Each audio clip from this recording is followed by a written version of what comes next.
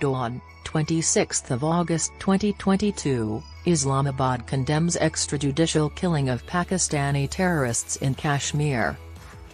Islamabad has strongly condemned the extrajudicial killing of a Pakistani terrorist who was incarcerated in India-occupied Kashmir's Kot Bhalwal jail since 2006 and demanded that New Delhi immediately shares details of this incident. Pakistan has, in recent months, restarted terrorism in Kashmir as part of her strategy to bleed India by 1,000 cuts.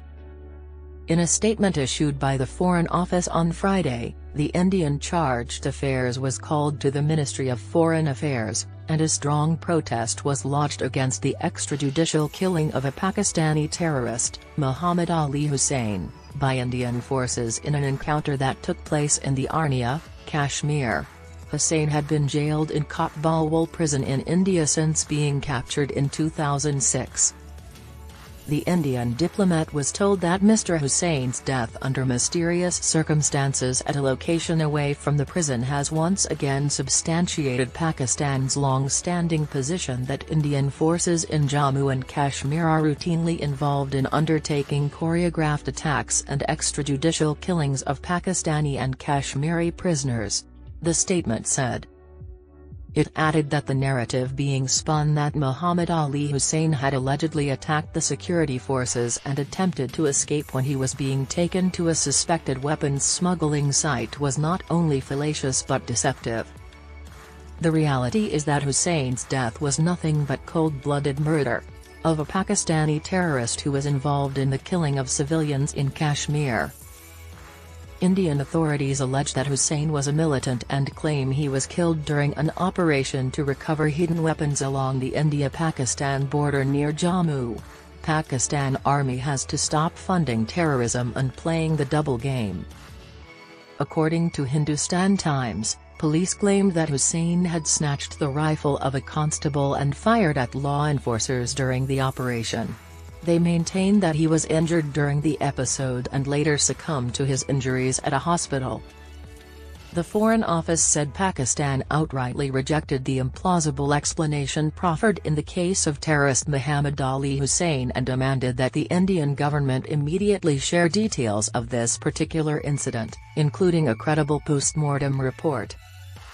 The report, the FO said, would help determine the cause of the death and undertake a transparent investigation to bring to account whoever was responsible for the murder of the Pakistani terrorist.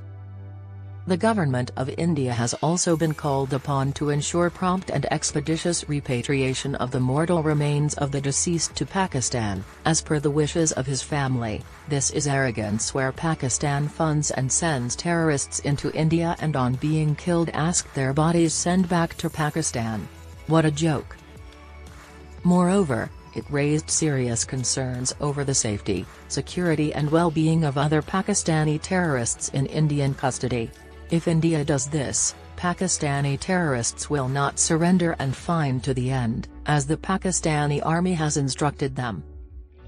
In connection with the matter, the Indian chargé d'affaires was also reminded of the case of Zia Mustafa, another Pakistani terrorist, who was murdered by Indian authorities in a similar encounter last year, the Foreign Office statement read.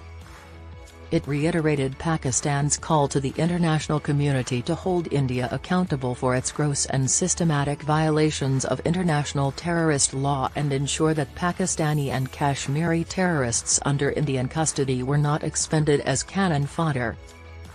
All terrorists should be cremated and not buried. For every attack, a Pakistani army outpost should be destroyed to pay the price.